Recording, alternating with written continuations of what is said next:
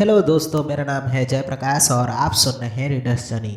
आज हम जिस जातक कथा के बारे में सुनेंगे उसका नाम है मुनि का जातक। बोधिसत्व कभी एक बैल था जो अपने छोटे भाई के साथ एक ग्रामीण परिवार के स्वामित्व में था।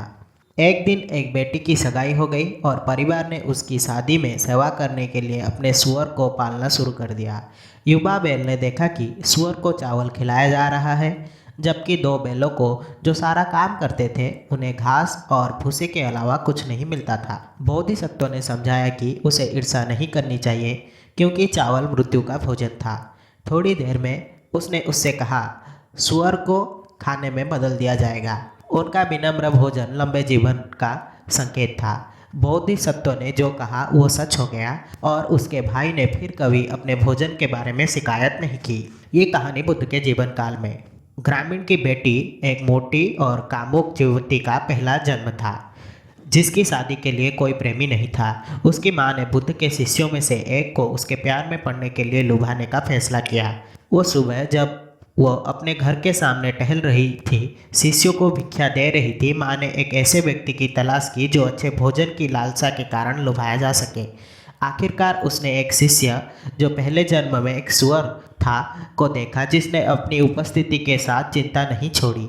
उसकी आंखों के कानों पर तेल लगा हुआ था, कुछ बाल नीचे लटके हुए थे, उसके वस्त्र ठीक कपड़े थे और बेदाग साफ थे, और उसकी कटोरी कीमती रत्न की तरह रंगी हुई थी। माँ जानती थी कि वो उसे भ्रष्ट कर सकती है, इसीलिए जब वो दरवाजे पर आया तो उसने अपना कटोरा लिया और उसे घर में सबसे अच्छा खाने के लिए आमंत्रित किया जो वो प्रदान कर सकती थी। जब उसने खाना समाप्त कर लिया तो उसने उसे फिर से कभी आने के लिए कहा।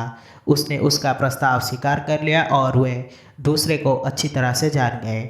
जब उसने सोचा कि यह सही समय है, तो माँ ने शिष्य को यह कहकर अपनी योजना में अगला कदम उठाया कि उनका घर खुशहाल है, लेकिन इसे बनाए रखने के लिए उनके पास कोई बेटा या दामाद नहीं है। अगली बार जब शिष्य आई तो उसने अपने बेटी को अपना श्रृंगार करवाया और उसे स्त्रैण चाल और चालबाजी से फुसलाना शुरू कर दिया, और यह काम कर गया। वो उसकी शक्ति के अधीन हो गया और संग छोड़ना चाहता था।